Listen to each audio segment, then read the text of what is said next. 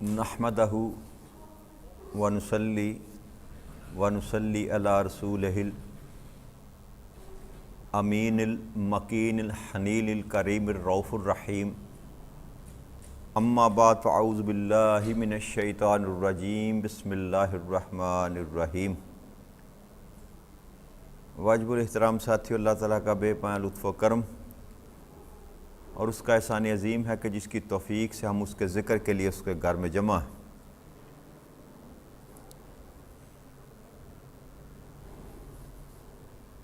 کل ہم نے اللہ کی توفیق سے آیت نمبر 159 تک جو تھی نا، بلکہ 60 تک 160 تک بات مکمل کی تھی، اور کل نمازوں کے متعلق گفتگو کرتے ہوئے میں نے یہ عرض کی تھی کہ جتنی بھی نمازیں ہیں وہ 2 یا 4 ہی تھی، اور صرف مغرب کی نماز 3 رکعت ہم پڑھتے ہیں۔ تو میں نے جفت کہنا تھا تو میں نے طاق کہہ دیا، وہ مجھ سے لفظاً غلطی ہو گئی، تو میں نے کہا اس کی درستگی ہو جائے کہ جفت 2 یا 4 یا 6 کو جفت کہتے ہیں اور 1 3 5 کو طاق کہتے ہیں، تو میں وہ روانگی میں طاق کہہ گیا کہ ساری نمازیں طاق میں ہیں۔ تو میں نے وہ اس پر جب غور کیا تو مجھے اپنی غلطی کا احساس ہوا، تو میں نے کہا ذرا اس کو درستگی کر لیں کہ جتنی بھی نمازیں ہیں مغرب کے علاوہ ساری جفت میں ہیں،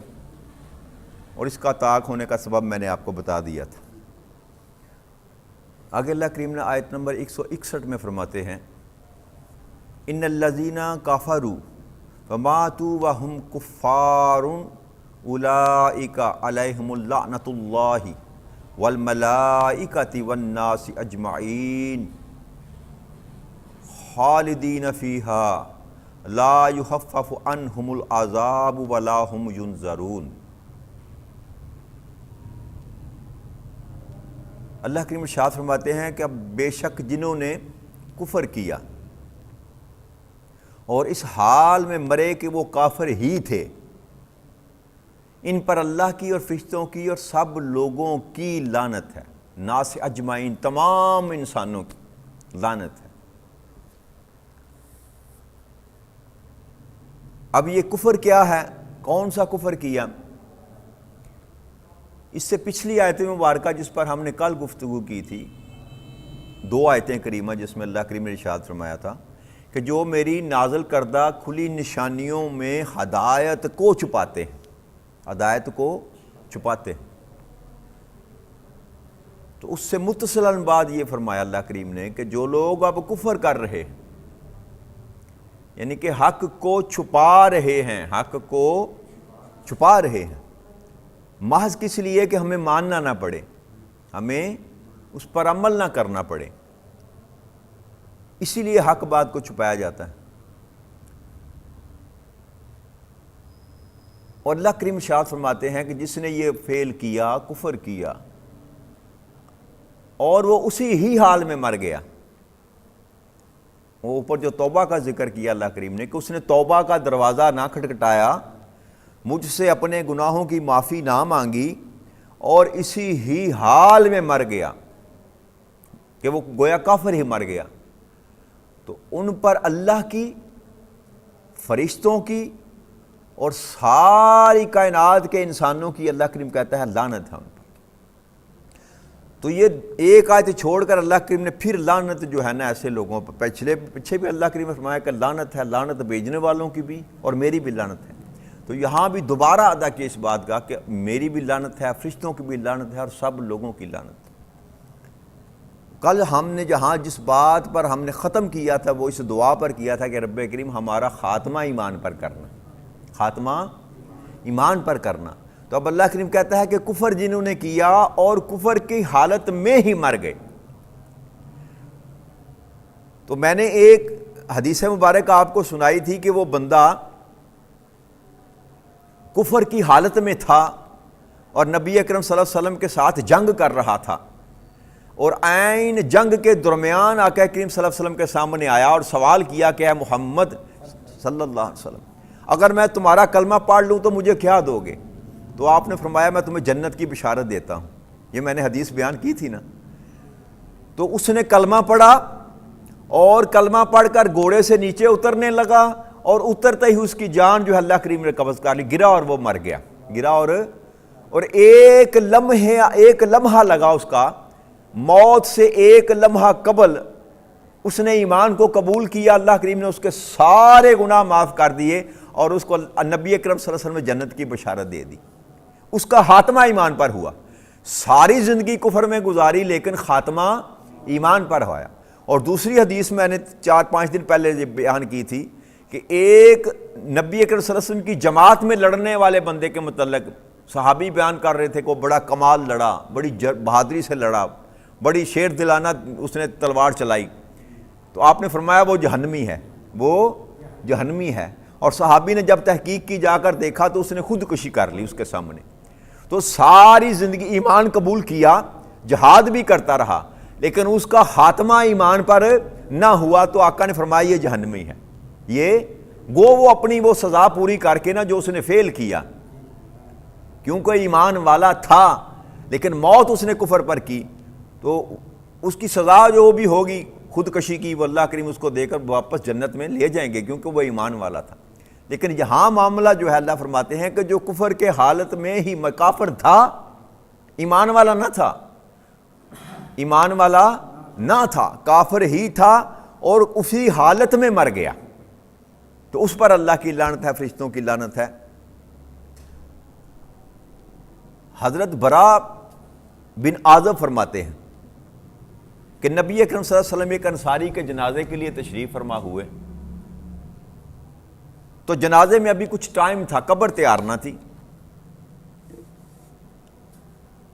تو رسول اکرم صلی اللہ علیہ وسلم ایک جگہ تشریف فرما ہو گئے, اور صحابہ کرام بھی ارد گرد جو ہے نا وہ کہتے ہیں ہم بیٹھ گئے, اور ایسے سارے صحابہ بیٹھے تھے جیسے ان کے سروں پر پرندے بیٹھے ہوں, یعنی کہ سر جھکا کر باادب اور خاموشی کے ساتھ, کہ سر کو اٹھا بھی نہیں رہا تھا. پرندے بیٹھنے کا مطلب یہ ہے ان کا کہ ایسے جیسے سر پر پرندہ بیٹھا ہو, کہ سر ہلایا بھی نہیں, سر اٹھایا بھی نہیں, سر جھکا کر باادب ہو کر آقا کریم صلی اللہ علیہ وسلم کے ساتھ بیٹھ گئے.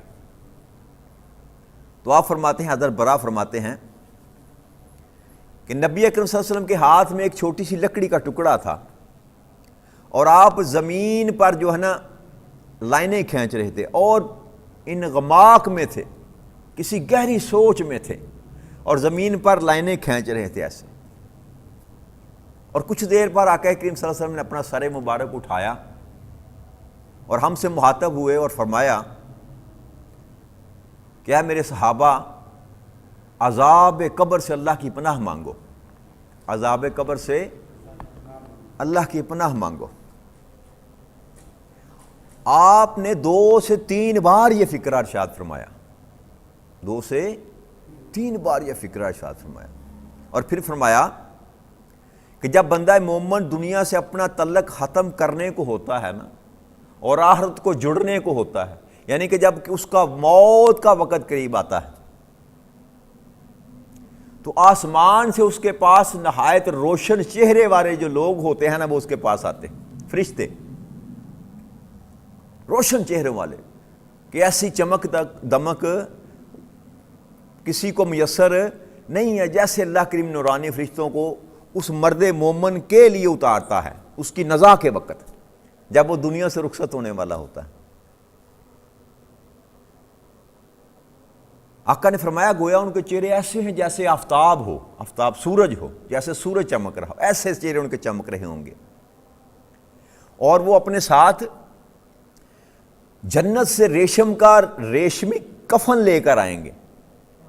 اور جنت کی خوشبوئیں لے کر آئیں گے, ساتھ لے کر آئیں گے. اور اس انتظار میں ادب کے ساتھ سارے اس بندہ مومن کے ارد گرد کھڑے ہو جائیں گے کہ کب اس کی روح جو ہے وہ نکالی جائے, روح کے نکلنے کا انتظار کریں گے. اور جیسے ہی ملک الموت حضرت عزرائیل علیہ السلام آتے ہیں اور اس کے سر کے قریب بیٹھ کر یہ کہتے ہیں کہ اے پاک جان, اللہ بزرگ و برکر کی طرف سے مغفرت اور بخشش اور اس کی خشنودی کی طرف پہنچنے کے لیے جسم سے نکل. یہ ارشاد فرماتے ہیں ملک الموت کہ اللہ کے پاس پہنچنے کے لیے، مغفرت کے لیے، بخشش کے لیے اور اس کی خوشنودی کے لیے اس وجود سے نکل روح کو مخاطب کرتے ہیں۔ تو آقا کریم صلی اللہ علیہ وسلم فرماتے ہیں کہ یہ سن کر بندہ مومن کی جان جو ہوتی ہے نا، نکل جاتی ہے۔ کیسے؟ جیسے مشک میں سے پانی کا قطرہ نکلتا ہے، اتنی آسانی سے۔ جیسے بھری ہوئی مشک میں سے جیسے ایک پانی کا قطرہ نکلتا ہے، ویسے ہی بندہ مومن کی جان نکل جاتی۔ تو ملک الموت اس روح کو لے لیتے ہیں، ملک الموت اس روح کو لے لیتے ہیں۔ جب ملک الموت اس روح کو لے کر جانے کے لیے اوپر اٹھ اللہ کے پاس جانے کے لیے، تو پلک جب بکتے میں آقا فرماتے ہیں کہ وہ جو فرشتے اس بندہ مومن کے استقبال، روح کے استقبال کے لیے آتے ہیں نا، ریشمی کفن لے کر، خوشبوئیں لے کر، وہ ملک الموت سے روح کو چھین لیتے ہیں، ملک الموت سے روح کو چھین لیتے ہیں، اور دنیا کا کفن اتار کر وہ جو جنت کا کفن ہوتا ہے وہ اس کو پہناتے ہیں اور خوشبوئیں لگاتے ہیں۔ جنت کا کفن جو ساتھ لے کر آتے ہیں وہ اس کو پہنایا جاتا ہے اور خوشبوئیں لگائی جاتی ہیں، اور ایسی خوشبوئیں ہیں جو روئے زمین پر کبھی پیدا ہی نہیں ہوئی، ایسی خوشبوئیں۔ تو آقا کریم صلی اللہ علیہ وسلم فرماتے ہیں پھر وہ فرشتے اس جان کو لے کر آسمان کی طرف چلے جاتے ہیں۔ چنانچہ جب وہ فرشتے اس جان کو لے کر آسمان کی طرف پرواز کرتے ہیں، تو جب وہ فرشتوں کے کسی بھی جماعت کے قریب سے گزرتے ہیں تو وہ جماعت پوچھتی ہے کہ یہ پاک روح کون ہے، کس کی یہ روح ہے؟ تو وہ فرشتے جو اس کو روح کو لے کر جا رہے ہوتے ہیں کہتے ہیں کہ یہ فلاں شخص کا بیٹا ہے، فلاں اس کا نام ہے، یعنی کہ یہ اس بندے کی روح ہے، نام لے کر یہ فلاں ہے، فلاں کا بیٹا ہے۔ اور ایک روایت میں یہ آتا ہے کہ وہ نسب بیان کیا جاتا ہے اس کا، فلاں کا بیٹا ہے، فلاں کا پوتا ہے۔ تو یہ نیک بندے کی روح کو لے کر جاتے ہیں، اس کے نام، اس کے لقب اور نیک جو القاب ہوتے ہیں نا وہ ساتھ لگا کر بیان کیے جاتے ہیں۔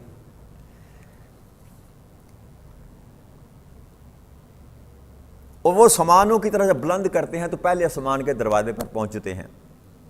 تو آسمان کا دروازہ کھلواتے ہوئے جب یہ کھولا جاتا ہے تو وہ پہلے آسمان کے فرشتے جو اس کے ساتھ دوسرے آسمان کے دروازے تک جاتے ہیں، اور پھر دوسرے آسمان کا دروازہ کھلتا ہے۔ اسی طرح سارے آسمانوں کو کراس کرتے ہوئے جب اللہ کی بارگاہ میں اس کو پیش کیا جاتا ہے، اللہ کی بارگاہ میں اس روح کو پیش کیا جاتا ہے، اور وہ روح اللہ کی بارگاہ میں پہنچتے ہی سجدہ کرتی ہے، اللہ کی بارگاہ میں سجدہ کرتی ہے۔ جب اللہ کریم کی بارگاہ میں وہ سجدہ کرتی ہے تو اللہ کریم اپنے فرشتوں سے فرماتا ہے کہ اس بندہ کا نامہ اعمال علیین میں رکھو، اور اس جان کو زمین کی طرف، یعنی کہ اس کے بدن میں جو زمین میں مدفون ہے اس میں واپس لٹا دو، اس میں واپس لٹا دو۔ تو اس بندے کی روح کو دوبارہ بدن میں واپس لٹا دیا جاتا ہے۔ اور پھر آقا کریم صلی اللہ علیہ وسلم نے فرمایا کہ جیسے ہی وہ جان اس کے جسم میں پہنچا دی جاتی ہے، پھر اس کے پاس دو فرشتے آتے ہیں، منکر اور نکیر، جو سوال و جواب کرنے کے لیے آتے ہیں، اور اسے اٹھا کر بٹھایا جاتا ہے۔ جو بندہ مومن ہے، جب روح پلٹائی جاتی ہے تو اس کے جسم سمیت اس کو اٹھا کر قبر میں بٹھایا جاتا ہے، اور پھر سوال کرتے ہیں کہ تیرا رب کون ہے؟ تو بندہ مومن جواب دیتا ہے کہ میرا رب اللہ ہے، میرا رب اللہ ہے۔ پھر وہ پوچھتے ہیں کہ تیرا دین کیا ہے؟ وہ جواب دیتا ہے کہ میرا دین اسلام ہے۔ اور پھر وہ پوچھتے ہیں، آقا کریم صلی اللہ علیہ وسلم کا چہرہ مبارک دکھایا جائے گا اور پوچھا جائے گا کہ یہ جو ہستی ہے اس کے متعلق تو کیا کہتا تھا؟ ما کنت تقول فی حاج رجل محمد صلی اللہ علیہ وآلہ وسلم۔ تو جب آپ کا چہرہ مبارک وہ دیکھے گا نا تو وہ کہے گا کہ یہ میرے آقا ہیں، یہ میرے رسول ہیں صلی اللہ علیہ وسلم ہیں۔ تو وہ پوچھتے ہیں کہ یہ تم نے کیسے جانا کہ یہ اللہ کے رسول ہیں؟ یعنی کہ ہم نے تو، جو نبی اکرم صلی اللہ علیہ وسلم کے زمانے کے بعد لوگ ہیں نا، انہوں نے تو رسول اللہ کریم صلی اللہ علیہ وسلم کو نہیں دیکھا نا، تو پھر اسے سوال کیا جائے گا کہ تم نے پہچانا کیسے؟ ظاہری طور پر تو تم نے رسول اللہ اکرم صلی اللہ علیہ وسلم کی زیارت نہیں کی، تم کو کیسے خبر ہے کہ یہ تیرے رسول ہیں؟ ان سے پوچھا جائے گا۔ تو آقا نے فرمایا کہ وہ بندہ مومن جواب دے گا کہ میں نے خدا کی کتاب کو پڑھا، یعنی کہ قرآن کو پڑھا، اس پر ایمان لایا، دل سے اس کو سچا جانا، جس کی وجہ سے نبی اکرم صلی اللہ علیہ وسلم کا رسول ہونا مجھے معلوم ہوا کہ اللہ کے یہ رسول ہیں۔ اور ایک پکارنے والا آسمان سے پکارتا ہے کہ اب ایسا کرو، یہ میرا بندہ سچا ہے، یہ میرا، اللہ کریم کہتا ہے کہ یہ میرا بندہ سچا ہے، اس کے لیے جنت کا بستر بچھا دو، اس کے لیے جنت کا بستر بچھا دو، اور یہ کہ جنت کا لباس پہناؤ، اس کے لیے جنت کی طرف سے دروازہ کھول دو۔ تو انعام و اکرام کا سلسلہ اس بندے کا قبر کے اندر سے ہی شروع ہو جاتا ہے۔ جیسے ہی اس نے آقا کریم صلی اللہ علیہ وسلم، اب آقا خود بتا رہے ہیں قبر کا حال، آقا خود بتا رہے ہیں، کوئی اور نہیں بتا رہا، یہ قرآن میں نہیں ملے گا آپ کو، یہ بزبان مصطفیٰ کریم صلی اللہ علیہ وسلم آقا فرما رہے ہیں کہ یہ معاملہ قبر میں ہوگا۔ اور علم غیب کس کو کہتے ہیں؟ جو آقا کریم صلی اللہ علیہ وسلم کے علم غیب پر سوال اٹھاتا ہے نا، پھر نہ حدیث کو نہ مانے، یہ تو سارے کا سارا علم غیب بیان کیا جا رہا ہے۔ قبر میں کیا ہوگا کون جانتا ہے؟ جی اللہ اور اللہ کے رسول کے سوا کوئی نہیں جانتا۔ اور ہمارا عقیدہ، یا یہ کہتے ہیں کہ آقا کو علم غیب ہے، یہ عقیدہ نہیں ہے کہ ان کا ذاتی ہے، اللہ کی عطا ہے، جتنا علم آقا کو اللہ نے عطا فرمایا اتنا وہ جانتے ہیں۔ جی تو یہ حال غیب کا علم ہے کہ قبر میں کیا ہوگا، آقا بیان فرما رہے ہیں،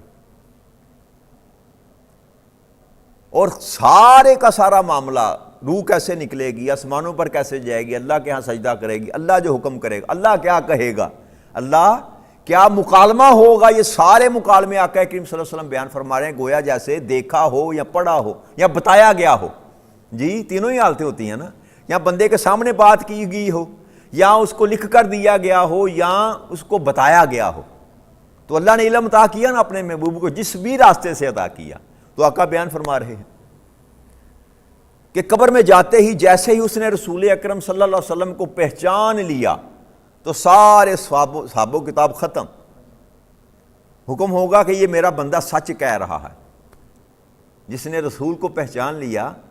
اللہ کہے گا کہ یہ میرا بندہ سچا ہے، اب ایسا کرو، اس کا بستر بچھا دو، جنت کا بستر بچھا دو، جنت کا لباس پہنا دو، اور جنت کی طرف سے کھڑکی کھول دو، دروازہ کھول دو اس کی قبر میں۔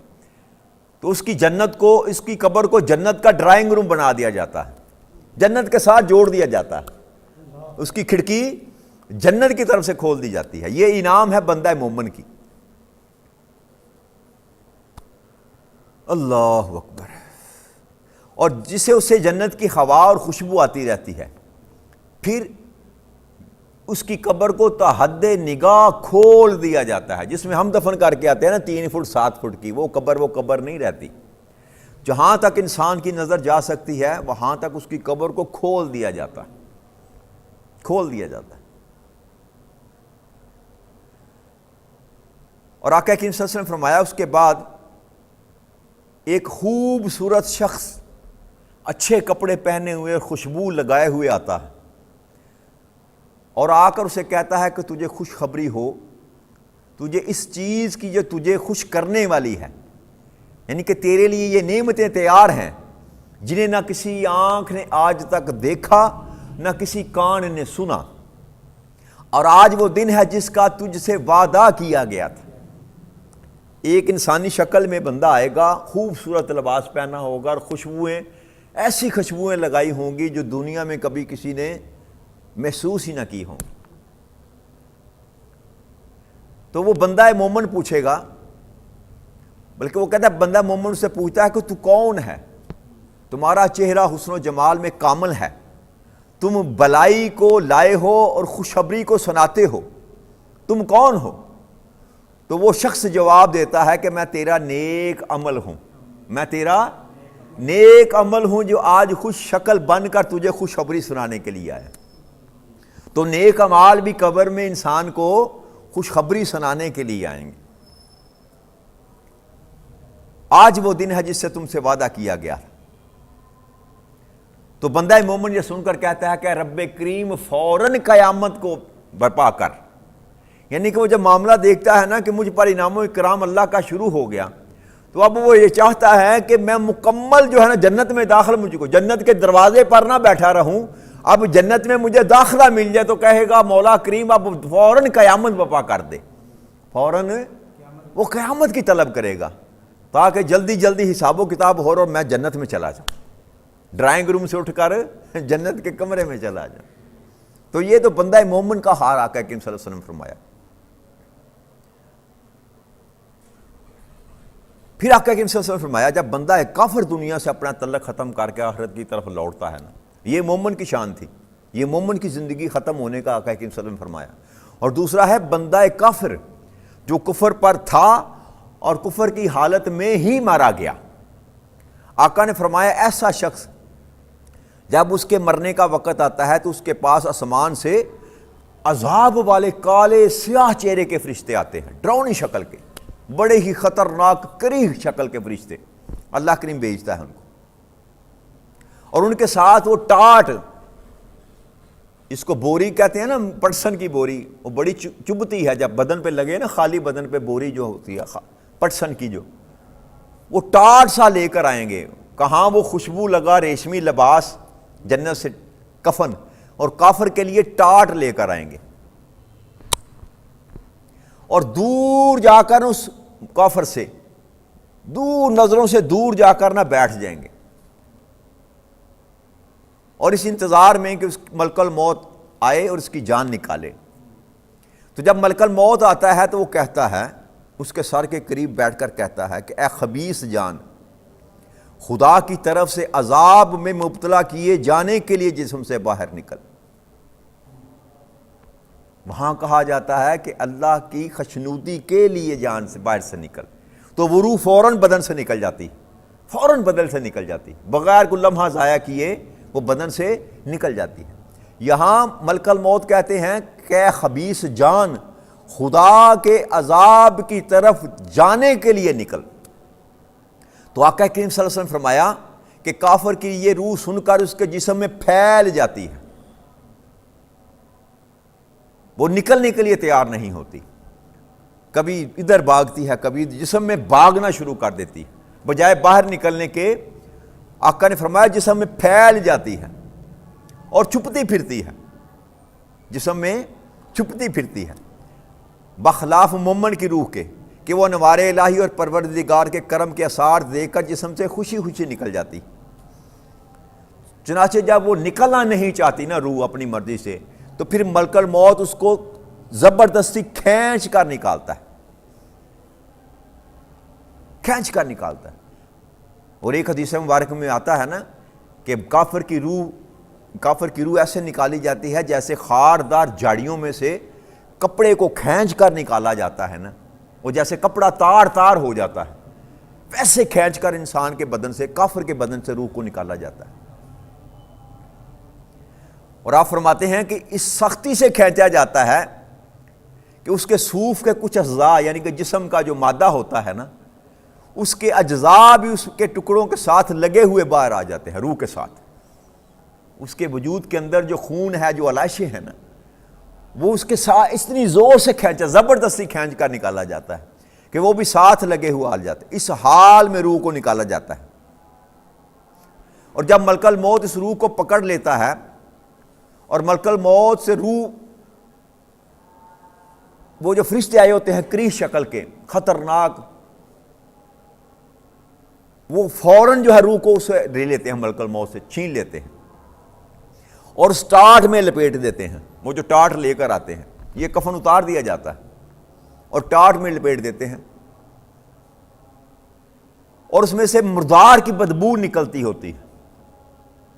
جیسے مردہ جانور کی بدبو ہوتی ہے نا، ویسی ایسی بدبو جو روئے زمین پر نہیں پائی جاتی۔ وہاں خوشبو ایسی جو روئے زمین پر نہیں پائی جاتی، اور یہاں بندہ کافر کے لیے بدبو ایسی جو روئے زمین پر نہیں پائی جاتی۔ اور وہ فرشتے اس روح کو لے کر آسمان کی طرف چلے جاتے ہیں،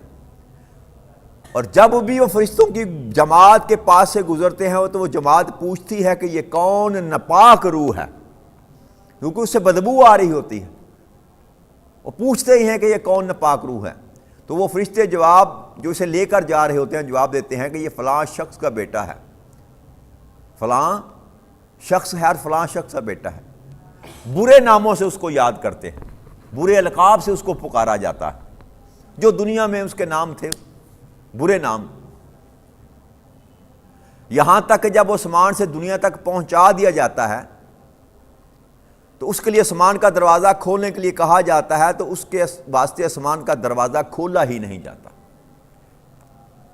اب بندہ مومن کے لیے آسمان کے دروازے کھلتے ہیں اور فرشتے وہ 7 دوسرے آسمان کے دروازے تک جاتے ہیں، اسی طرح 7 آسمانوں کے دروازے کھلتے ہیں اور اس عرش پر اللہ کریم کے پاس اس روح کو لے کر جایا جاتا ہے، وہاں وہ رب کریم کو سجدہ کرتی ہے، رب کریم پھر حکم دیتا ہے کہ اس کو لے جاؤ۔ لیکن کافر کی روح کو پہلے آسمان پر جب لے کر جایا جاتا ہے تو دروازہ کھولنے کے لیے کہا جاتا ہے تو فرشتے دروازہ نہیں کھولتے، فرشتے دروازہ نہیں کھولتے۔ تو آقا کریم صلی اللہ علیہ وسلم نے فرمایا، یہاں پر آقا نے آیت پڑھی، الاعراف کی آیت نمبر 40 ہے، لا تفتح لهم ابواب السماء ولا يدخلون جنت حتى يلج الجمل في السم الحیات، کہ ان کافروں کے لیے آسمان کے دروازے نہیں کھولے جائیں گے،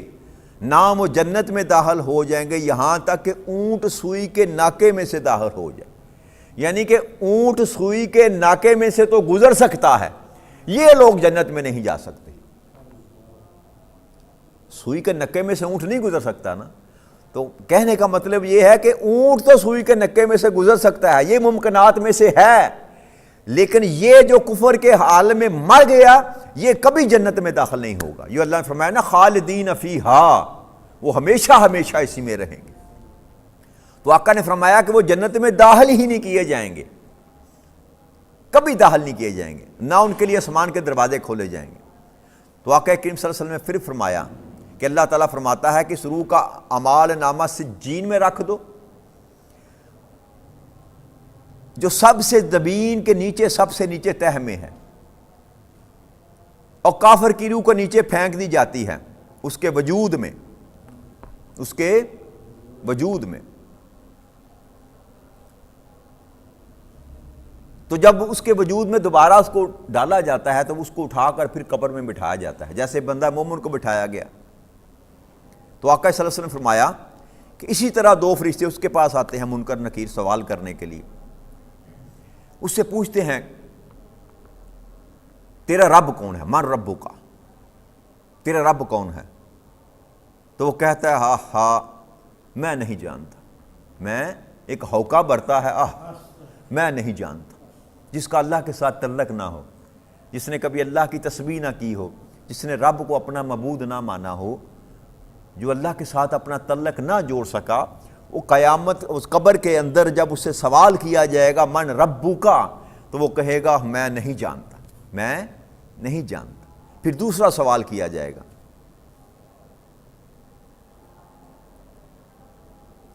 کہ تیرا دین کیا ہے، ما دینوں کا، تیرا دین کیا ہے؟ تو وہ کہتا ہے کہ میں نہیں جانتا، میں نہیں جانتا۔ پھر فرشتے تیسرا سوال کریں گے، پھر فرشتے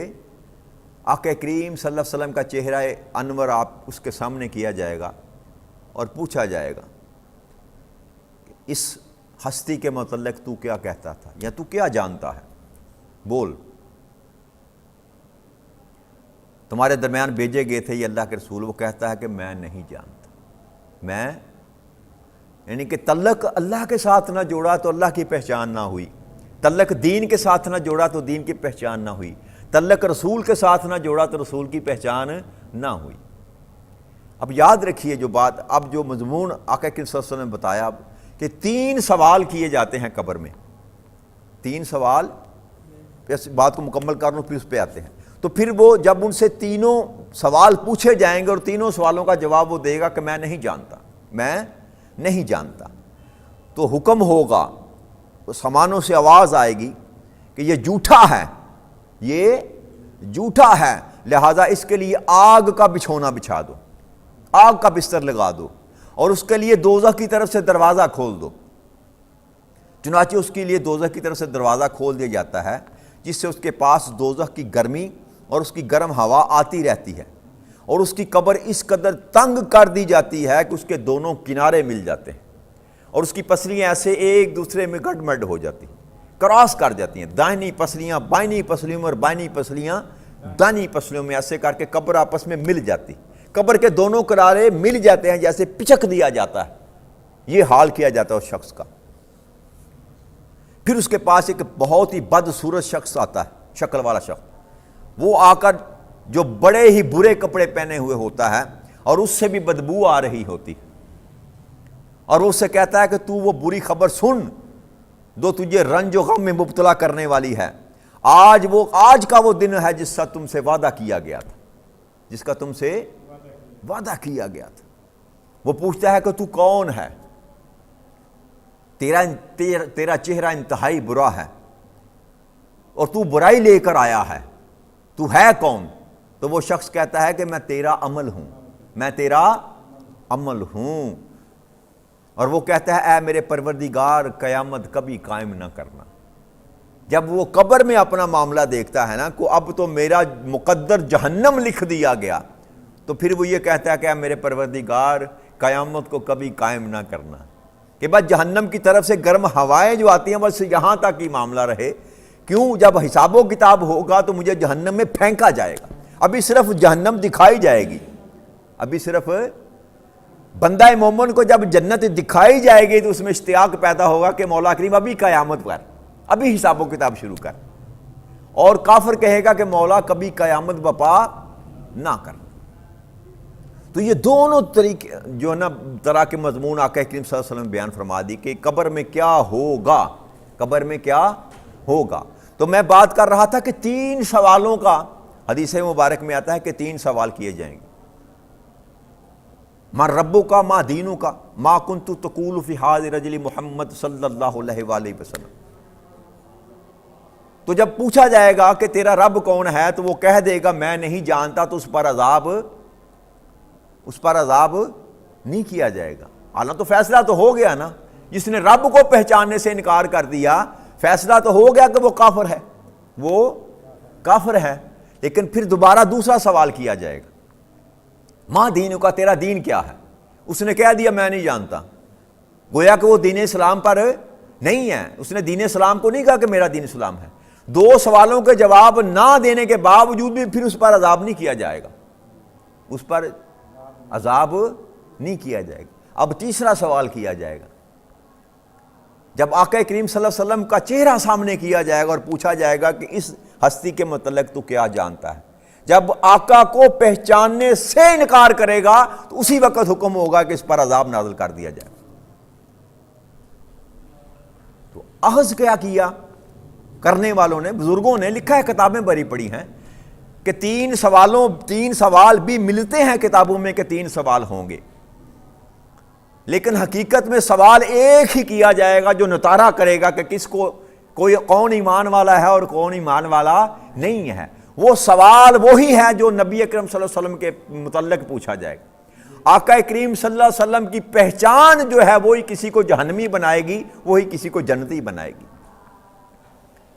تو جس کی نسبت آقا کریم صلی اللہ علیہ وسلم کے ساتھ ہے، جو دنیا میں اپنے محبوب خدا صلی اللہ علیہ وسلم کے ساتھ محبت کرتا ہے، ان کا ذکر کرتا ہے، ان پر درود پڑھتا ہے، ان کے ساتھ اپنے تعلق کو جوڑ کر رکھتا ہے،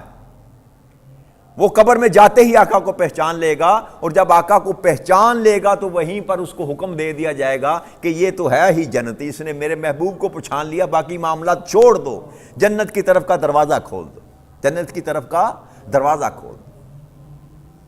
تو جو ہم بات کرتے ہیں، میں آپ سے بار بار کرتا ہوں کہ نسبت رسول صلی اللہ علیہ وسلم جو ہے نا، یہ نسبت ایسی ہے کہ جو دنیا میں بھی آپ کے کام آنے والی ہے، قبر میں بھی آپ کے کام آنے والی ہے، حشر میں بھی آپ کے کام آنے والی ہے، حساب و کتاب کے وقت بھی آپ کے کام آنے والی۔ جس کی یہ نسبت کمزور رہ گئی وہ مار کھا گیا۔ وہ آپ نے کہہ دیا کہ میرا اللہ وہ ہے، میرا رب اللہ ہے، میرا دین اسلام ہے، لیکن آقا کریم صلی اللہ علیہ وسلم کو اگر آپ نہ پہچان سکے تو آپ کے لیے جہنم کا دروازہ کھول دیا جائے گا۔ یاد رکھیے گا۔ تیسرے سوال میں کامیاب ہونا ضروری ہے میرے دوستو، تیسرے سوال میں کامیاب ہونا ضروری ہے۔ وقت تھوڑا سا زیادہ ہو گیا، لیکن یہ یاد رکھیے گا، پہلے دو سوال بھی کیے جائیں گے، اور کئی کتابوں میں آتا ہے کہ نہیں کیے جائیں گے، لیکن یہ سوال ہے کہ جہاں جس کا نتارہ کیا جائے گا کہ ایمان والا کون ہے اور بے ایمان کون ہے، وہ سوال آقا کریم صلی اللہ علیہ وسلم کی ذات کے متعلق کیا جائے گا۔ لہذا اس ذات کے ساتھ اپنی نسبت کو مضبوط کریں کہ بجائے اس کے کہ بندہ جب پوچھا جائے کہ یہ کون ہے تو ایسا تعلق نبی اکرم صلی اللہ علیہ وسلم کے ساتھ بنائیں کہ سوائے مردے سے جواب دینے کے آقا خود فرمائیں چھوڑ دو یہ میرا غلام ہے، میں جانتا ہوں اس کو، یہ میرا غلام ہے۔ ایسی نسبت قائم کریں۔ قبر میں بھی آقا خود آقا ساری امت کو پہچانیں گے، اپنے غلاموں کو پہچانیں گے، تو ایسا تعلق پیدا کریں کہ قبر میں نبی اکرم صلی اللہ علیہ وسلم کو آپ کو پہچان لیں، اور آقا نے اگر آپ کو پہچان لیا تو پھر کسی بھی قسم کا کوئی ڈر یا خوف، اللہ کریم ہمیں نسبت رسول میں زندگی بسر کرنے کے ہمیں توفیق عطا فرما دے۔ وما علینا الا البلاغ المبین۔ والسلام علیکم ورحمۃ اللہ وبرکاتہ۔